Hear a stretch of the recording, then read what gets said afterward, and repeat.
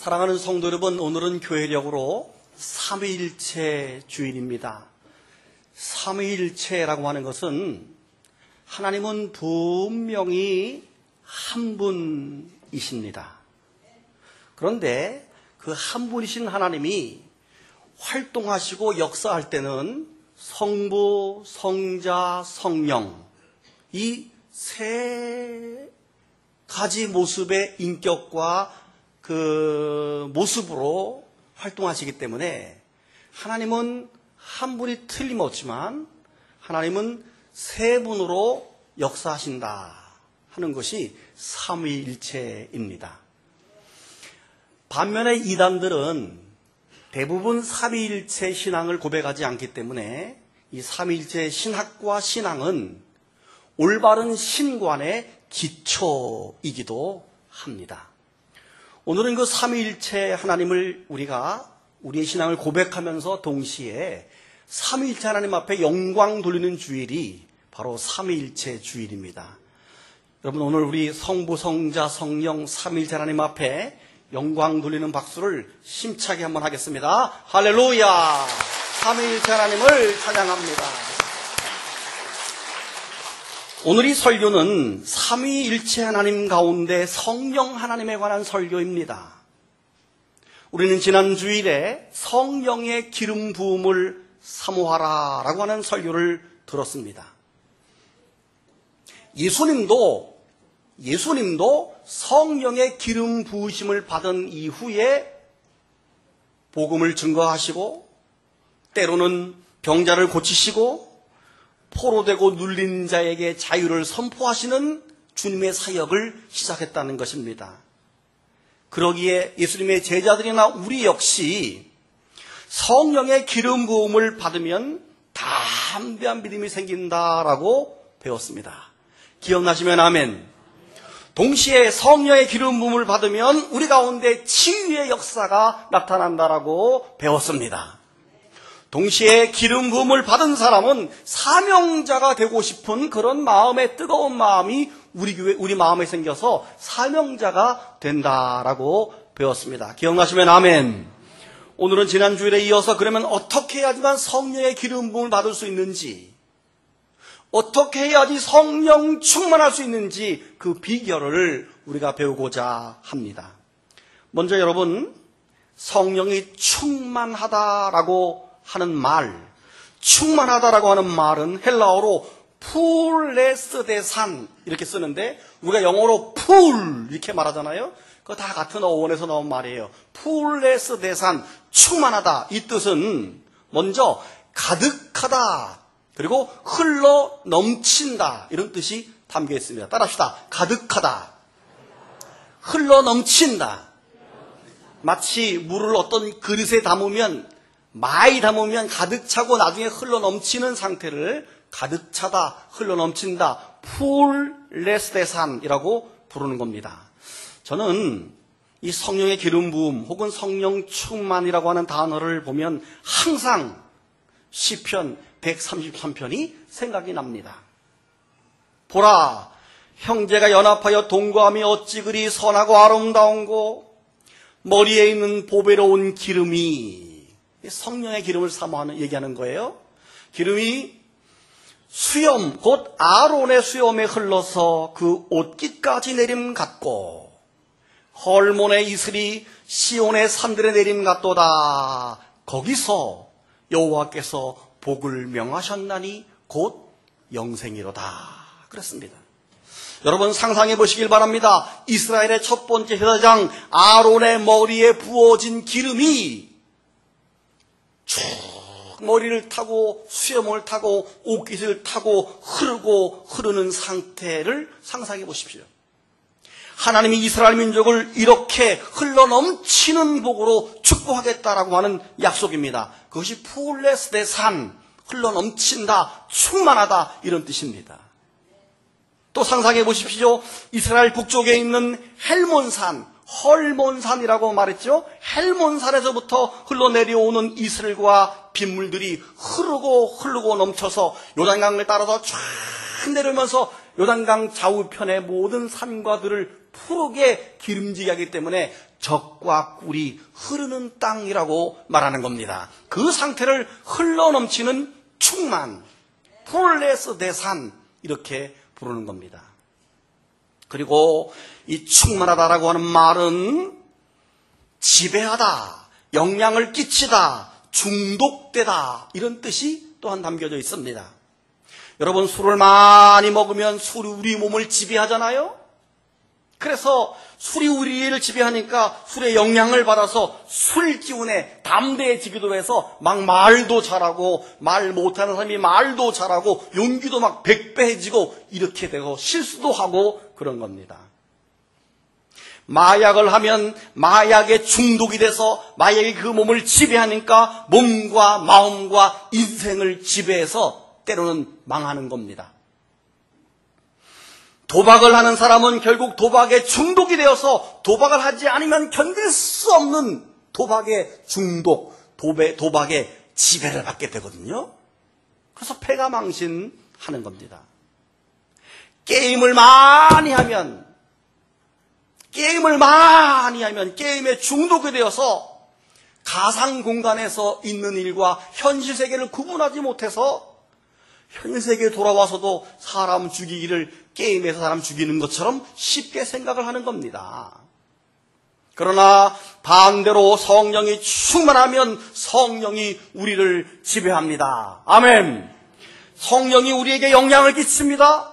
성령의 중독이 되어서 우리의 생각과 마음과 몸을 다스려 주기 때문에 건전하고 감사와 기쁨이 넘치는 은혜의 삶을 살 수 있는 것입니다. 여러분, 예를 들어서 성령 충만한 베드로 사도가 가는 곳마다 치유의 역사가 일어나고 회개가 일어나고 이적과 표적이 일어나서 많은 사람들에게 좋은 영향을 미치는 것이 좋은 예인 것입니다. 바울도 마찬가지입니다. 바울이 얼마나 성령 충만했습니까? 바울이 가는 곳마다 복음의 역사가, 성령의 지배를 받아서 복음의 역사가 일어나는 겁니다. 선교의 역사가 일어납니다.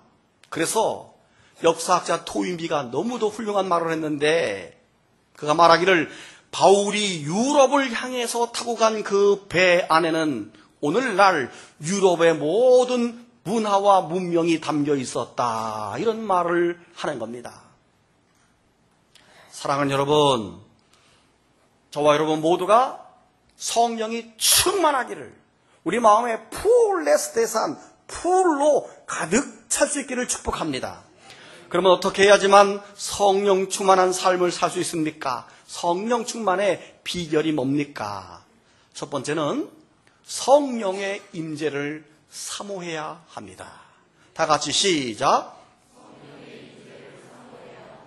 오늘 본문 16절과 17절이죠.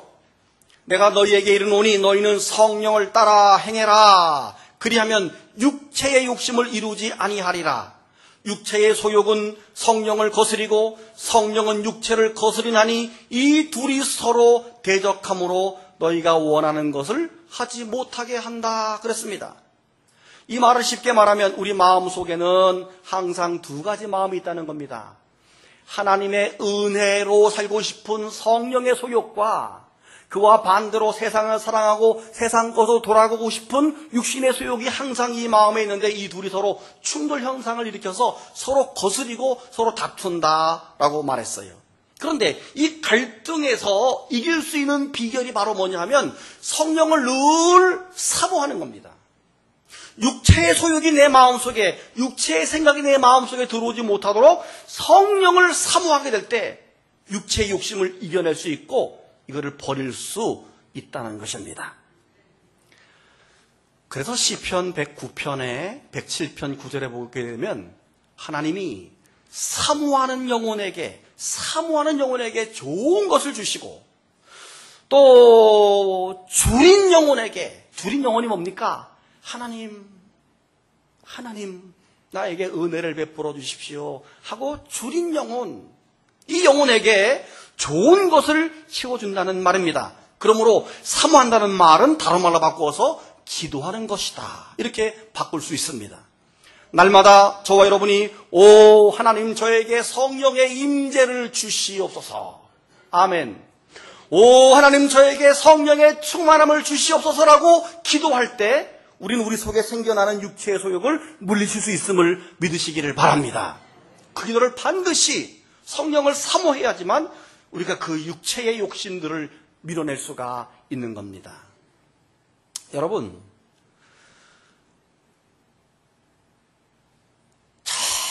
정말 사모하며 살았던 사람을 한 사람 소개합니다. 이런 사모지요. 예를 들어서 예수님 당시에 예루살렘 양문 근처에 연못이 하나 있었는데 그 연못 이름이 베데스다 연못입니다. 거기에 38년 된 병자가 있었다라고 말했어요.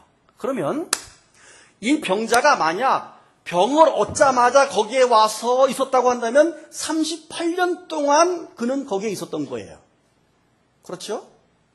아니면 집에서 앓다가 거기 온 지 한 10년 될 수도 있어요. 그런데 예수님이 뭐라고 말씀하셨는가 하면 그가 얼마나 오래 있었는지 아셨다라고 하는 부분이 있어 성경에. 그렇다면 그는 아마도 38년 동안 그 연못가에 누워 있었다라고 해석을 해도 결코 무리한 해석이 아닙니다. 몇 년 동안? 장장 38년 동안. 여러분, 그렇다면 그는 연못이 움직이고 자신이 제일 먼저 들어가는 날이 오기를 얼마나 사모하며 기다리고 기다렸을까요? 38년 동안. 주님은 그가 그렇게 오랜 세월 동안 하나님의 은혜가 자기에게 임하기를 기도하면서 사모했던 그 마음을 알았기에 하나님은 그의 기도를 들어주셔서 그를 낫게 해준 줄로 믿으시기를 바랍니다. 또 하나의 예를 들어봅니다. 무엇보다도 예수님의 제자들이 어떻게 성령을 그럼 체험했습니까? 어떻게 은혜를 받았습니까? 예수님의 당부대로 예루살렘을 떠나지 않고 마가다락방에 모여서 기도하는 중에 성령을 받았습니다. 오늘 한번 상상해 보십시다. 이 마가의 다락방은 얼마나 크기였을까? 우리나라의 다락방은 얼마나요? 우리나라는 지붕 밑에 짜투리 공간을 만들어서 다락방을 만들기 때문에 한 2평, 3평 뭐 그 정도, 거기 사람 모일 수도 없습니다. 근데 이스라엘의 다락방을 우리가 어떻게 해석했는가 하면 회페리온이라고 하는 이 단어는 지붕 밑에 있는 넓은 공간에다가 그들은 영접실을 만들었어요. 사람들을 대접하는 영접실을 만들었던 거예요. 그러니까 우리나라의 다락방이 아니라 바로 지붕 밑에 있는 영접실, 이렇게 표현해야 맞습니다. 그러니까 아마도 마가라고 하는 사람의 개인 집에 영접실이었으니까 아마 조금 살긴 살았는가 봐요, 마가가. 그러니까 다른 집보다는 그 영접실이 굉장히 큰 집이었었어요. 그래도 아무리 크다라고 해도 다락방에 120명이 들어갔다라고 하면 아마 꽉꽉 차서 더 이상 들어갈 수가 없는 정도까지 꽉 찼을 거예요. 그렇겠죠?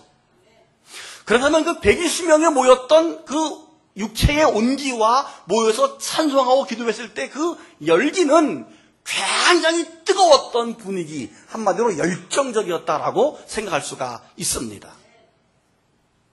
그 분위기를 한마디로 말한다면 사모하는 마음들이 모여진 열정이다, 이렇게 우리는 표현해 볼 수 있습니다.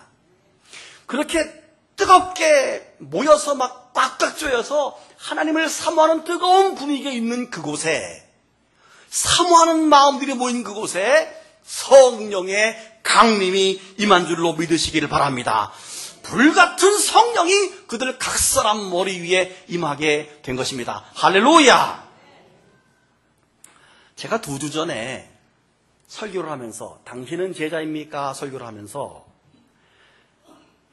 자기를 부인하지 못하면 절대 새벽 기도를 못한다, 이런 말을 했습니다. 기억나십니까? 그러면서 무슨 말을 했냐면 제가 새벽 기도는 아무나 하나?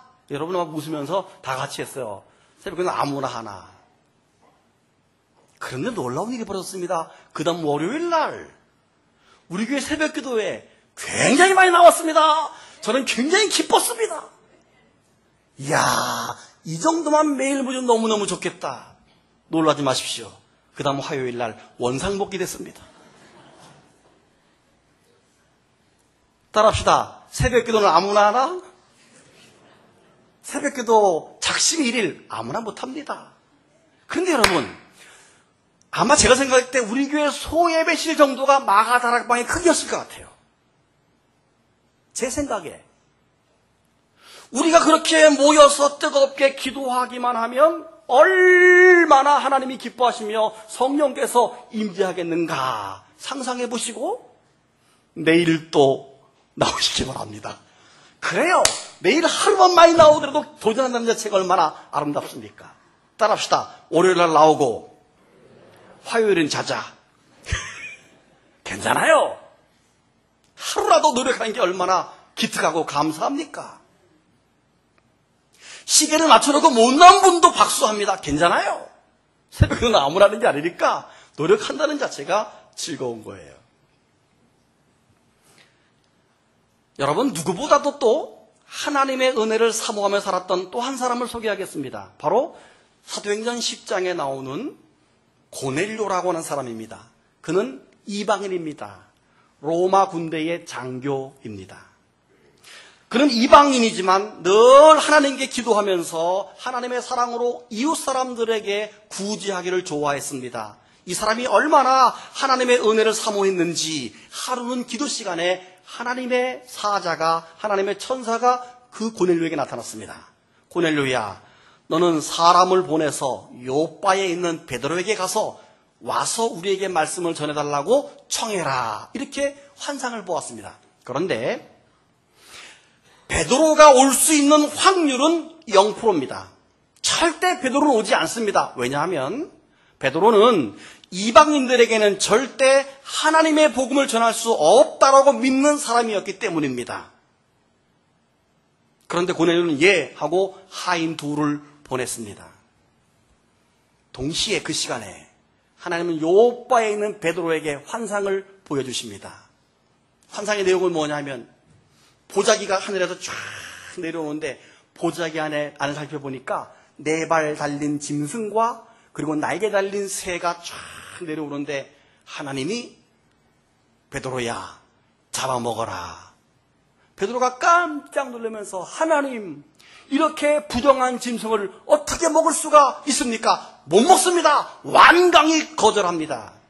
하나님이 내가 깨끗하다고 한 것은 깨끗한 거니 먹어라. 이렇게 하나님이 다시 한번 말할 때 좀 전에 출발했던 고넬료의 부하들이 도착해서 선생님 우리 집에 고넬료 선생님이 우리를 보냈는데 오셔서 말씀을 증거하십시오라고 말할 때 베드로가 깨닫습니다. 아, 하나님은 나를 통해서 이방 사람들에게 복음을 증거하기를 원하시는구나 하고 생각을 합니다. 그래서 그 하인을 따라가서 고넬료의 집에 가서 하나님의 말씀을 증거합니다.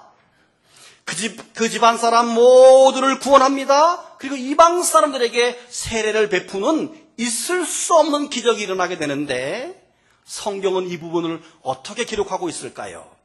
44절 사도행전 10장 44절입니다. 베드로가 이 말을 할 때 설교지요. 성령이 말씀 듣는 모든 사람에게 내려오시니 베드로와 함께 온 할례 받은 신자들이 이방인들에게도 성령을 부어주심으로 말미암아 놀랐고 그들이 방언을 말하고 우리가 이와 같이 성령을 받았으니 누가 능히 물로 세례 베푸는 것을 그 말이요 누가 이방 사람들에게 세례 베푼다고 반대하리요 하고 예수의 이름으로 베드로가 세례를 베푸는 그런 성령 충만함과 세례의 역사가 나타나게 되는 것입니다.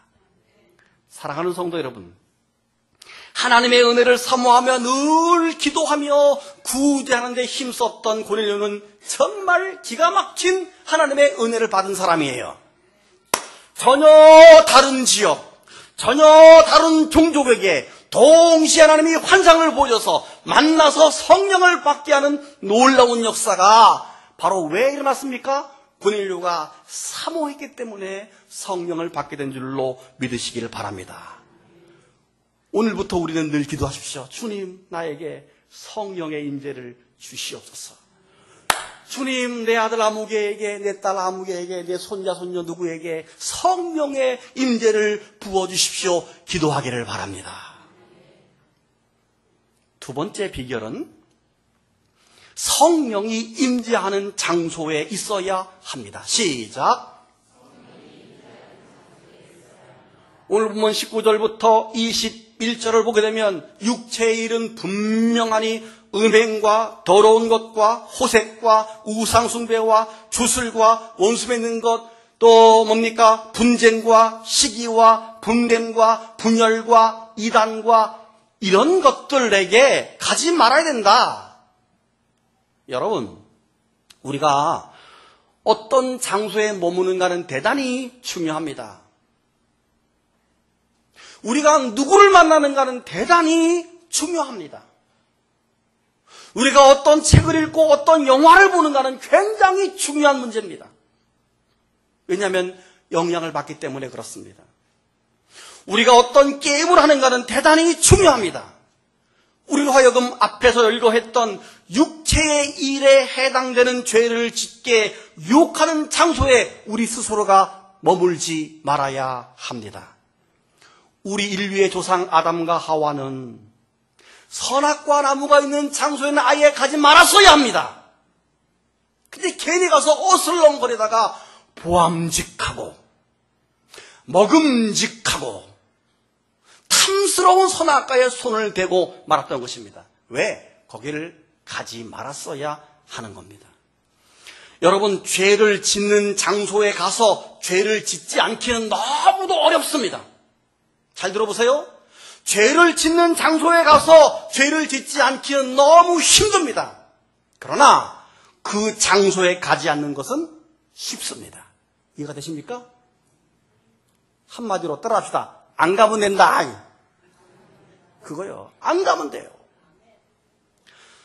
여러분, 우리가 엘리베이터를 딱 타면, 아파트 엘리베이터를 타면 유혹되는 게 있습니다. 번호 누르는 옆에 음식점 전단지가 쫙 꽂혀 있잖아요. 거기 치즈가 피자가 얼마나 맛있게 그렸습니까? 쫙 늘리면 치즈가 쫙 늘어나는 그림이 있으면 침 돌아요. 짜장면, 짬뽕, 순대, 족발이 얼마나 탐스럽게 있는지. 족발. 거기에 치킨, 프라이드 치킨, 양념 치킨, 반반 치킨. 근데 고스란히 그 시간에 유혹받고 있는데 치킨집 배달 아저씨가 치킨 들고 거기 탔다. 넘어가는 거 100%입니다. 집에 내려가자마자 치킨 먹어야지만 됩니다. 그런데 유혹 안 받는 길이 하나 있어요. 따라합시다. 계단을 이용하자.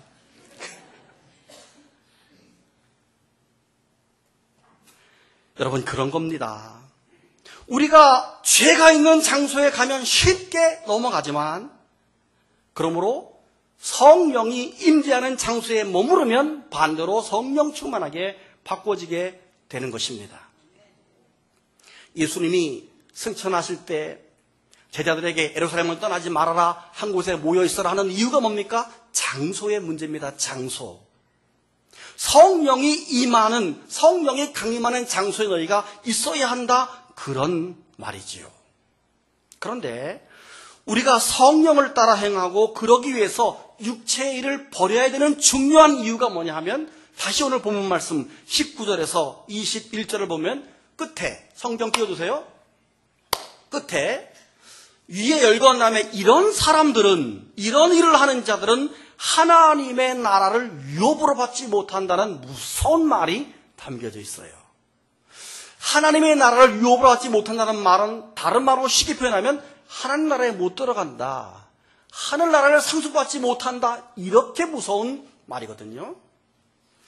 제가 이 부분을 유진 피터슨 목사님의 메시지라고 하는 번역본으로 여러분을 소개하겠습니다. 봅니다.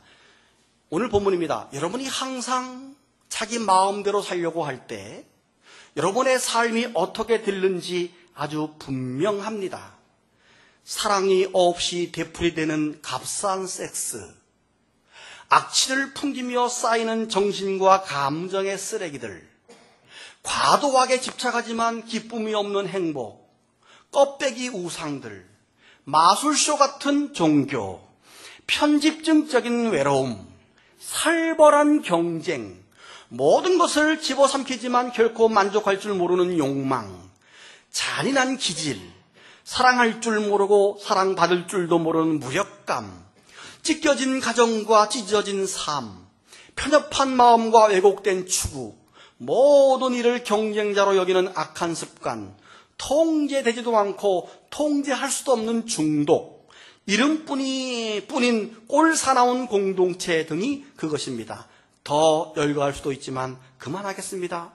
다음, 여러분도 알다시피 내가 여러분에게 경고한 것이 이번이 처음은 아닙니다.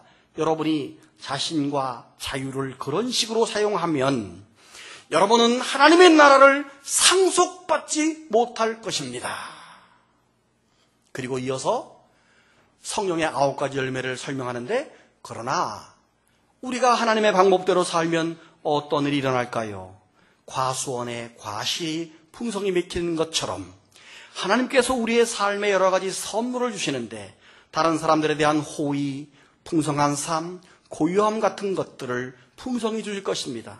또한 우리는 끝까지 견디는 마음과 긍휼히 여기는 마음과 사물과 사람들 속에 기본적인 거룩함이 스며들어 있다는 확신을 갖게 될 것입니다.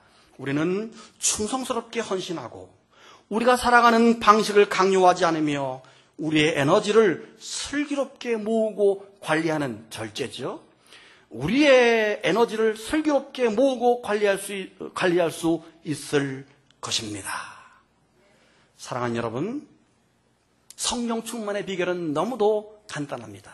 하나는 사모하는 것이고, 성령의 임재를 달라고 사모하는 것이고, 또 하나는 그 장소에 가지 않으며 오히려 성령의 임재가 있는 장소에 가기를 원할 때 성령의 임재가 있습니다. 얼마 전에 스승의 날에 어떤 교우께서 저에게 과일을 한 박스 사오셨는데, 제가 볼 때 그분은 못 먹어본 과일이에요.